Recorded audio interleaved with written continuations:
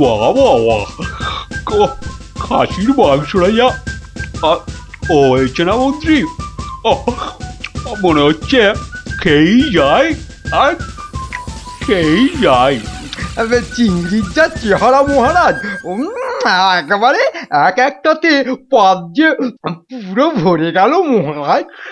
হ্যাঁ, খাও খাও মন্ত্রী, যত খাবে তত দেখবে তোমার বুদ্ধিও খুলবে। কেন মহারাজ, আমার মাথার বুদ্ধি কি তালা দিয়ে বন্ধ করা আছে? হ্যাঁ, বুদ্ধি?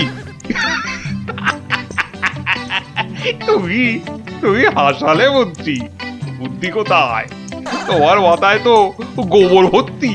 তাই বলছি ভালো ভালো খাবার বেশি বেশি করে খাও, দেখবে মাথার ওই গোবরটা কিছুটা হলেও কমবে। কিন্তু মহারাজ, খাবার তো নিচের দিকে যায়, মাথার দিকে যাবে কেমন করে? বললাম না, তোমার মাথায় পুরো গোবর ভরা। আরে ভালো ভালো খাবার সব শরীরের ওপর দিকে যায়, আর বাজে খাবার নিচের দিকে যায়, বুঝলে? বুঝলাম। আচ্ছা, বসে বসে ভালো মন্দ সাঁটানো হচ্ছে, হ্যাঁ? আর আমাদের ভাগ্যে নিরামিষ ঝোল ভাত। দেখছি। সাবধান সাবধান সাবধান, দুপুরের খাওয়ার পর আবার রাজসভায় আসছেন মহারাজ কৃষ্ণচন্দ্র।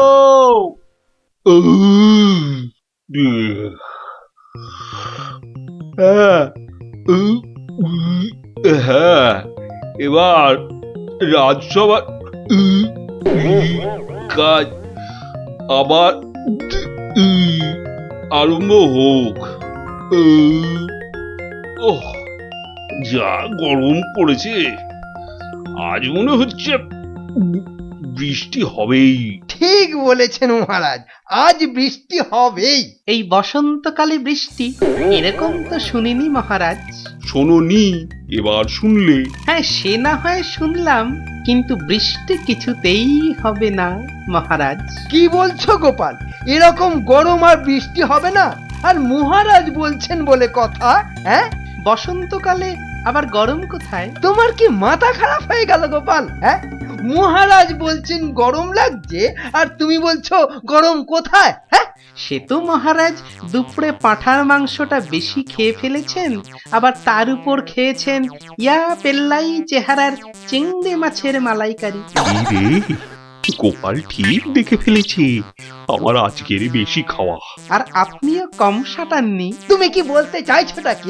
কি বলতে চাইছো? বলছি শুধু, এত বেশি আর গুরুপাক খেলে ওনার আপনার গরম লাগবে না তো কি নিরামিষ ঝোল ভাত খাওয়া ভুড়িওয়ালা গোপালের গরম লাগবে মন্ত্রী মশাই?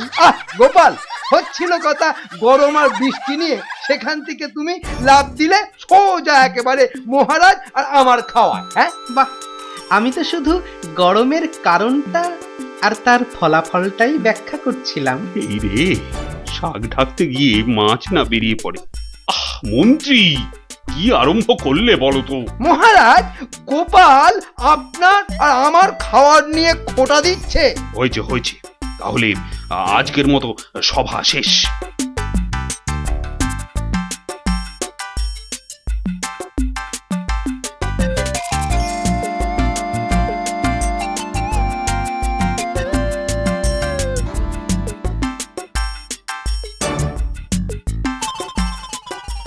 মন্ত্রী, দেখো তো সভার বাইরে কি যেন দাঁড়িয়ে রয়েছে।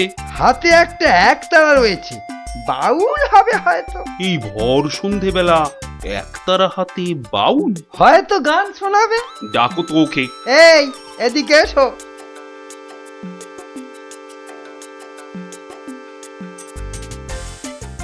মহারাজ, অনেক দিন ধরে অপেক্ষার পর আপনার দেখা পেয়েছি। বেশ, তা আমাকে দেখাতো হয়েছে, এবার কি? বলে ফেলো, বলে ফেলো, বলে ফেলো। মহারাজের এখন গান শোনার সময় নেই, বিশ্রামে যাওয়ার সময় হয়ে গেছে। বলে ফেলো। কি আর বলি মহারাজ, আমার একমাত্র মেয়ের বিয়ে, কিন্তু আমরা বাউল মানুষ, এই এদিক সেদিক গান শুনিয়ে আমাদের পেট চলে। তাই বলছিলাম যে মহারাজ তোমার মেয়ের বিয়েতে কিছু দান করবেন, তাই তো? হ্যাঁ, হ্যাঁ, মানে মহারাজ শুনেছি খুবই দয়ালু, তাই এসেছিলাম। যদি মহারাজের দয়াতে আমার মেয়ের বিয়েটা এ যাত্রায় উতরে যায়। ঠিক আছে। দাঁড়ান মহারাজ, দাঁড়ান।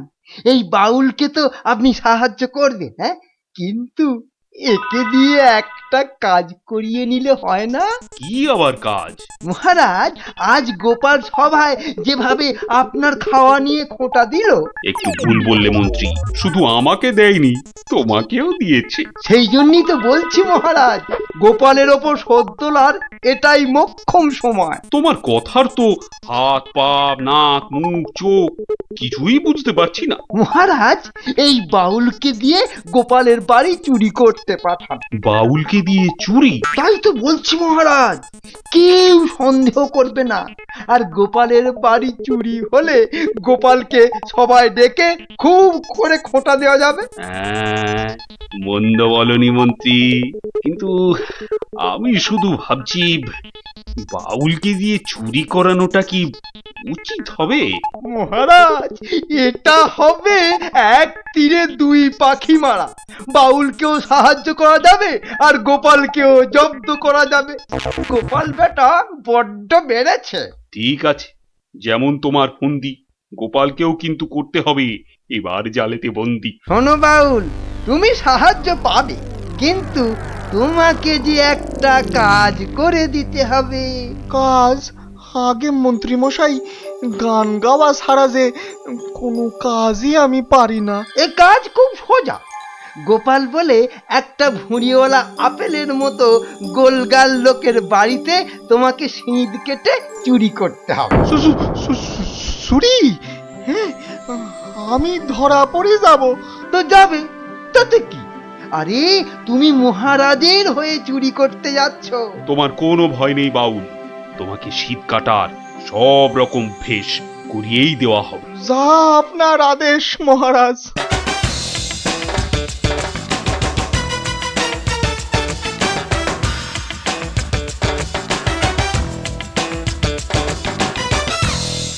এই মন্ত্রী, তোমার বাউল তৈরি হলো ওই শীত কাটার জন্য? পুরোপুরি মহারাজ। দেখো, আবার গোপালের কাছে না মুখ চুন হয়। এবার পাশা পাল্টাবে মহারাজ। দেখুন না গোপালের মুখই এবার কেমন চুনকাম করি। গোপালের গোল মুখটা চুনকাম করলে কেমন লাগবে ভেবে ভেবেই হাসিতে পেটটা মনে হচ্ছে ফেটেই যাবে।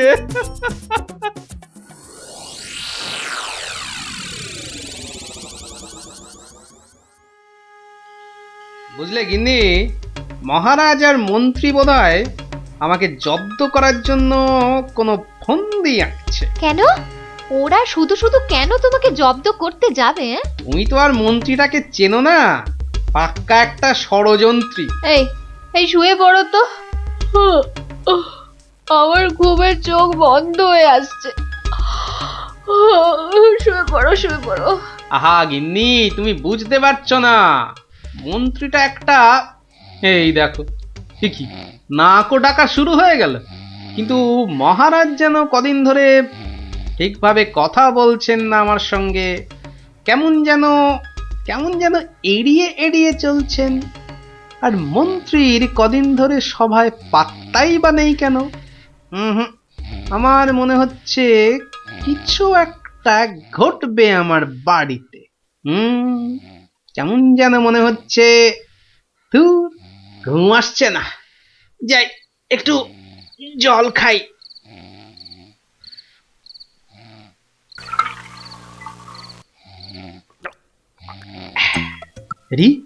কিসের যেন একটা শব্দ হচ্ছে। কে যেন মাটি কাটছে। হ্যাঁ ঠিক তাই, ঠিক শুনেছি, এ তো শীত কাটছে। দাঁড়া বেটা চোর, তোকে এবার দেখাচ্ছি মজা। মনে হচ্ছে প্রায় চলে এসেছি। ওহ ওহ, আর একটু কাটতে পারলেই হলো। তারপর গোপালের বাড়ি চুরি, আর চুরির জিনিস নিয়ে সোজা মন্ত্রীর কাছে। ব্যাস, তারপরে মেয়ের বিয়ের টাকা আমার হাতে।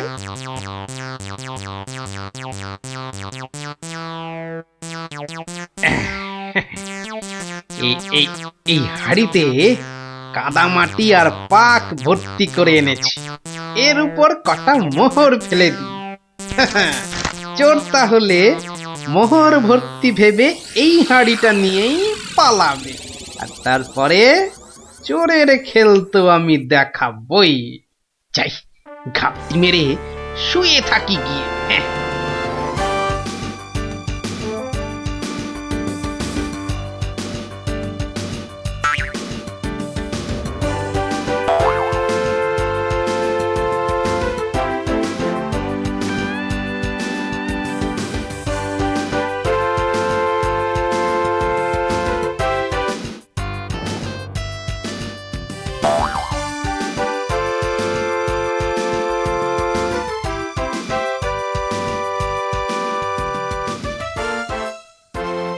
গুলতিটা কোথায়, গুলতিটা কোথায়, দেখি দেখি দেখি। এই পেয়েছি। এবার শুধু চোরের পেছন পেছন চলা, আর সুযোগ পেলেই হাঁড়িটা ফাটিয়ে ফেলা। কাজ কাজ প্রায় শেষ, কিন্তু এত ভোরে কি রাজপ্রাসাদে যাব? হ্যাঁ, মহারাজ বোধহয় ঘুম থেকেই ওঠেন নাই এখনো। যাকে যাকে এগোই তো, মন্ত্রী মশাইয়ের সঙ্গে দেখা হয়ে যাবে ঠিকই। ও বাবা, চোর যে প্রাসাদের দিকে যাচ্ছে। তাহলে ঠিকই ধরেছি। এ মনে হচ্ছে ওই মন্ত্রী মশাইয়েরই ফন্দি। দাঁড়াও, এবার দেখাচ্ছি আমার গুলতির টিপ। বাবা, এ তো চোর দেখছি সবাইকেই চেনে। আচ্ছা, মানে আমাকে জব্দ করার ফন্দিটা বেশ ভালো করেই আটা হয়েছে। আমার নাম যে গোপাল, এবার সবাই দেখবে চোরের কাদা মাখা সকাল। ওই তো মন্ত্রী মশাই। যাই যাই, ওনার কাছে গিয়ে এই হাড়িটা দিই।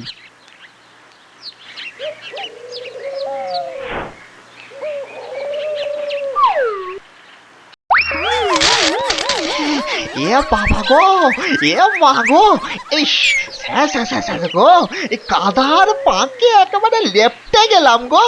এবার কেমন চোর বাবাজি? কি এই অবস্থা তোমার কে করলো বাউল? কে আবার করবে, এই গোপাল ছাড়া।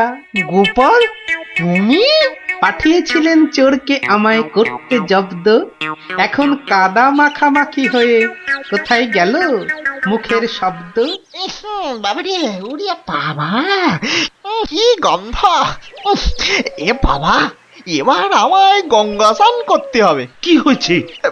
দেখুন মহারাজ, আপনার কথায় চুরি করতে গিয়ে আমার কি অবস্থাটাই না হলো। এ সব মন্ত্রী তোমার ওই গোবর মাথার বুদ্ধি। ছি ছি ছি ছি ছি ছি, বাউলের কি দশাটা হলো বলো দেখি। সব ওই গোপালের কাণ্ড মহারাজ। তুমি আর নাক নেড়ো না তো মন্ত্রী, এক্ষুনি যাও বাউলকে পরিষ্কার করে চান করিয়ে ওর মেয়ের বিয়ের জন্য যা অর্থ লাগে দিয়ে দাও, দিয়ে দাও। আর আমি মহারাজ? তুমি আবার কি? বাহ, চোর ধরলাম, আপনার মন্ত্রীর মাথায় যে গোবর ভর্তি সেটা দেখিয়ে দিলাম। আর হয়েছে হয়েছে, তোমারও কিছু পুরস্কার চাই, এই তো। হ্যাঁ মানে মহারাজ, এই চোর ধরার জন্য কাল সারা রাত ঘুমোইনি মহারাজ। বেশ, আজ তাহলে তোমার ছুটি। সারাদিন ধরে বাড়িতে গিন্নির সঙ্গে কাটাবে, খাবে আর ঘুমোবে। আর ভালো করে খাওয়া দাওয়ার জন্য আজ তোমার প্রাপ্তি একটা গোটা খাসি আর বেশ কয়েকটা পেল্লাই আকারের চিংড়ি মাছ। মহারাজ খুব দয়ালু। দেখো সব খেয়ে আবার গরম লাগছে বলে লাফালাফি করো না আমার মতনে। দারুণ দারুণ। দেখলি তো মহারাজ আর মন্ত্রী কেমন জব্দ হলো। আর বাউলের কি হলো? বাউলের সে তো তার মতো মেয়ের বিয়ের টাকা নিয়ে চলে গেল। আর তুমি?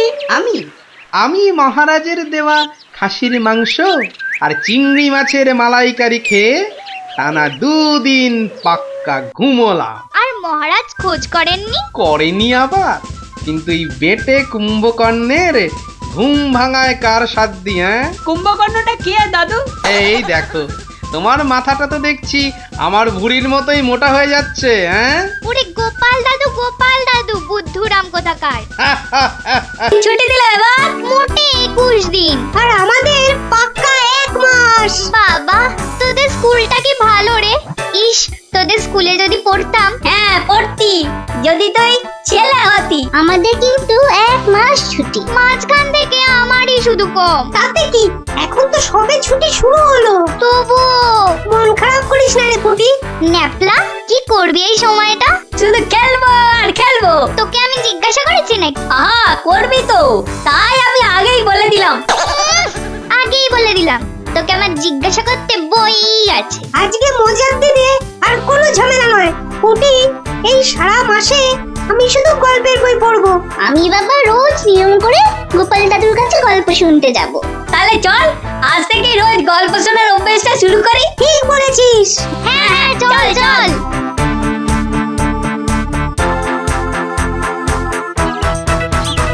দেখি রে, সবাই একেবারে সুবোধ বালক বালিকার মতো হাজির। ব্যাপার কি? হ্যাঁ, আজ থেকে আমাদের 1 মাসের ছুটি স্কুলে, তাই রোজ আমরা গল্প শুনবো তোমার কাছে। আর সেই রোজটা আজ থেকেই শুরু। বলিস কি রে, রোজ? হ্যাঁ হ্যাঁ, রোজ রোজ। কিন্তু তাহলে তো আমার গল্পের ভাড়ার শেষ হয়ে যাবে রে। গোপাল দাদুর গল্প কখনো হয় না গল্প। বাহ, আবার কথাও শিখেছিস যে ভালোই। হ্যাঁ, কিন্তু তোদের 1 মাস ছুটি হলেও আমার তো আর রাজসভায় ছুটি নেই রে। তাতে কি, তুমি রোজ সবাই যাওয়ার আগে একটা, আর সবার থেকে ফিরে আরেকটা গল্প শোনাবে।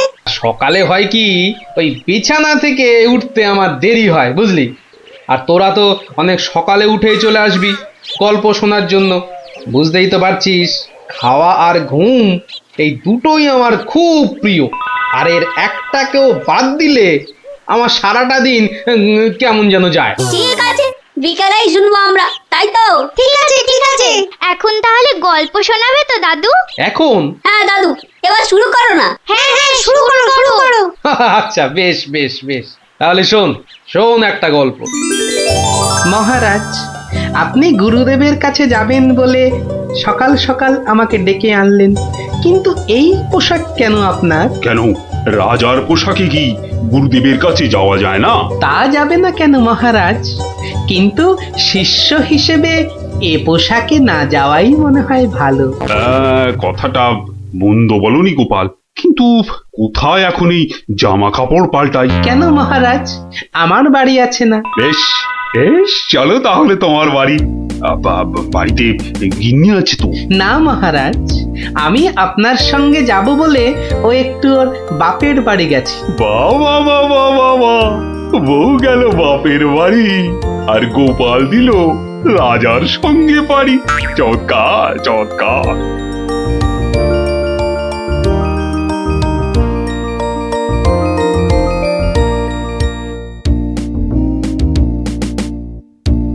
মহারাজ, গুরুদেবের বাড়ি কোন দিকে? গোপাল, রাস্তায় অনেক লোক আছে, সবার সামনে মহারাজ বলে ডেকো না তো। তাহলে কি বলে ডাকবো মহারাজ? আবার মহারাজ বলে? তুমি আমাকে চন্দ্র বলে ডাকবে। বেশ, আচ্ছা চন্দ্র, গুরুদেবের বাড়ি আমরা কিভাবে যাব? কেন, নৌকো করে? এই নাথুরি, চন্দ্র, ওই যে নৌকো। আয়, কে আছো? নৌকো ডাকো। চন্দ্র, এখানে আর আপনি মহারাজ নন। ঠিক ঠিক, না না, ভুল করে ফেলেছি গোপাল। চলো চলো, আমরাই নিজেরাই গিয়ে না হয় নৌকোয় উঠি। কোন দিকে যাবে গো? বলো চন্দ্র। চন্দ্র মানে চাঁদে যাবে? ঠাট্টা করছো আমার সঙ্গে? না না, আমার নাম চন্দ্র, আমাকে বলতে বলেছে। ওই তো ওই পারে আমার গুরুদেবের আশ্রমে যাব। 5 মোহর লাগবে। মহারাজ মানে চন্দ্র, মোহর আছে তো? হা, আরে মোহর আনার কথা মনে করবে তো গোপাল। এখন কি হবে? আগে মোহর ফেলবে, তারপর নৌকো নড়ে। তাহলে এক কাজ করো, আমার গলার এই না না চন্দ্র, না। কি দেবে বললে? গলার হার? না না, বলছে গলায় হার আটকে গেছিল, তো সেটা বার করতে গিয়ে যা মোহর ছিল সব বদ্যিকে দিয়ে দিতে হয়েছে। আজ নিয়ে চলো, কাল তোমাকে এখানে এসে আমি তোমাকে 5 মোহর দিয়ে যাব, কেমন? চেহারা দেখে তো ভদ্রলোক বলেই মনে হচ্ছে। ঠিক আছে, চলো, কাল কিন্তু মোহর দিয়ে যাও। আর একটু হলেই ধরা পড়ে যাচ্ছিলাম আর কি। কি বলছো বিড়বিড় করে? বলছে এক্ষুনি যদি ছাড়ো নৌকো করে ফস, কাল পাবে মোহর 5-এর বদলে 10।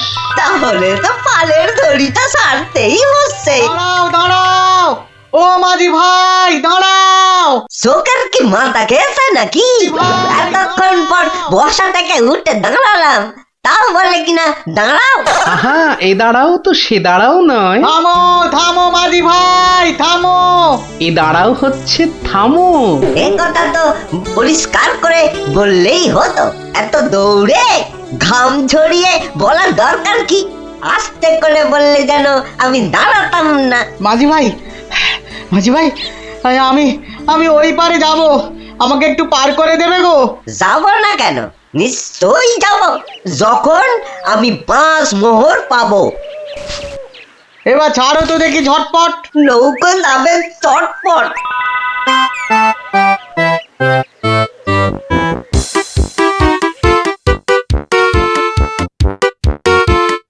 হাতে দুটো হাঁড়ি, আহা কি সুগন্ধ। আপনারা আপনারা কোথায় চললেন? ওই গুরুদেবের আশ্রমে। আমি যাচ্ছি কুটুম্বের বাড়ি। তাই হাতে দুটো মিষ্টির হাঁড়ি। একটাতে রসগোল্লা আর আর আর আর আর অন্যটাতে সন্দেশ। দুটোই মনে হচ্ছে নলেন গুড়ের। কি করে বুঝলে তুমি? শোনো, আমার নাম গোপাল, আবার অনেকে আদর করে ডাকে মাছি গোপাল। মিষ্টি খেতে আমার এত ভালো লাগে, আর আমি মিষ্টির চারদিকে ভন ভন করি যেন মাছির মতো। তা ওগুলো হাতে নিয়ে দাঁড়িয়ে রয়েছো কেন? নৌকোর ঘরে রেখে দাও। কথাটা মন্দ বলনি, আর হাত দুটো টন টন করছে। এই তো ঘরের ভেতর রাখছে। বাহ, এবার তাহলে খেলটা দেখাই। ওরে বাবা,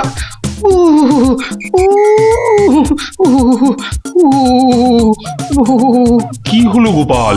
মনে হচ্ছে জ্বর আসছে। বাবা, হঠাৎ করে জ্বর চলে এলো? এতক্ষণ রোদে দাঁড়িয়ে রয়েছি না, মনে হচ্ছে সেজন্য। নৌকোর ঘরের ছায়ায় গেলে মনে হয় কাঁপুনিটা কমবে। ও, তাহলে যাও, নৌকোর ঘরের ভেতরেই যাও। হ্যাঁ, তাই যাই।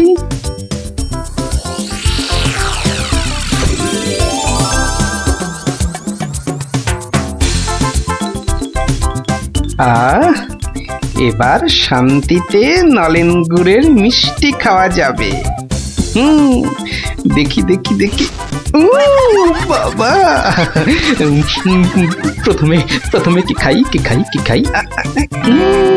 রসগোল্লা না সন্দেশ? সন্দেশ না রসগোল্লা? আগে আগে রসেরটাই খাই।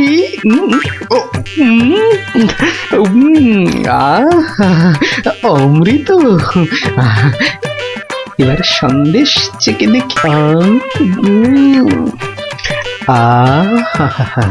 শরীর মনে কেমন যেন একটা মিষ্টি মিষ্টি হাওয়া দিচ্ছে। এবার আবার রসগোল্লা, একটা সন্দেশ।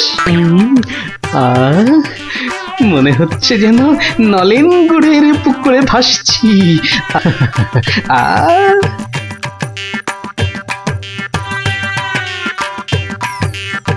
গোপাল অনেকক্ষণ হলো ঢুকেছে, কাঁপুনি কমেছে কিনা কে জানি।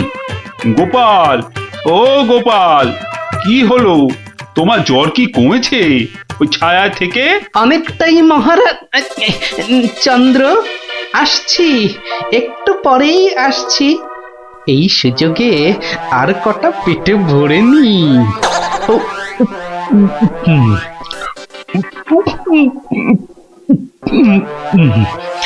এই রে, রসগোল্লা যে শেষ, গোটা কুড়ি সন্দেশ পড়ে আছে।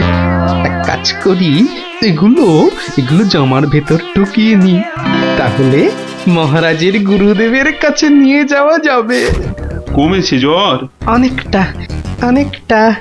নৌকো তো পাড়ে চলে এলো, চলুন। হ্যাঁ, চলো চলো।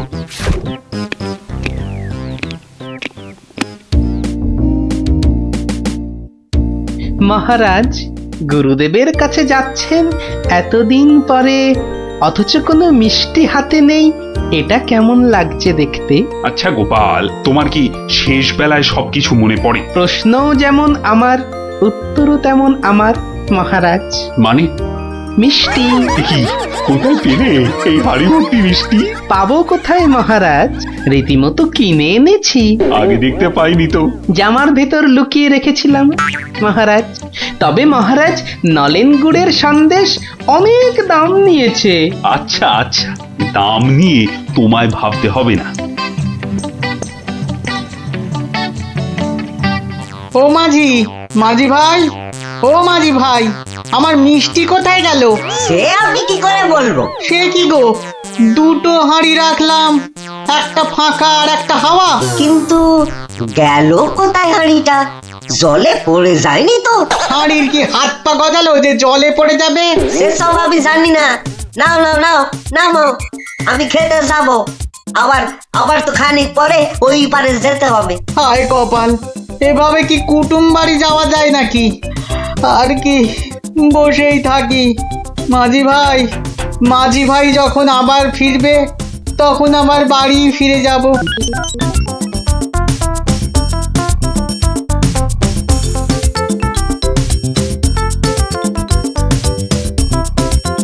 তবে গোপাল, তুমি যা মিষ্টির খেল দেখালে, তার কিন্তু জবাব নেই। শুধু মুখের জবাবে হবে না মহারাজ। বুঝেছি, পুরস্কার তো হবে হবে।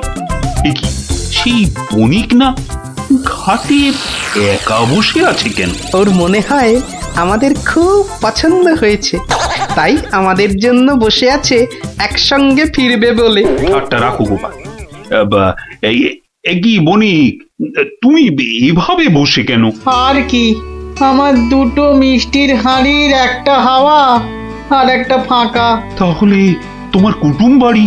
আর যাওয়া হলো না। কিন্তু তোমার মিষ্টির হাঁড়ি গেল কোথায়? মাঝি বলছে হয়তো জলে ঝাঁপ দিয়েছে। না না, গোপালের হাতে হাঁড়ি, তোমার আবার একটা হাঁড়ি নেই। গোপাল যেন জাদু করে মিষ্টি নিয়ে এলো।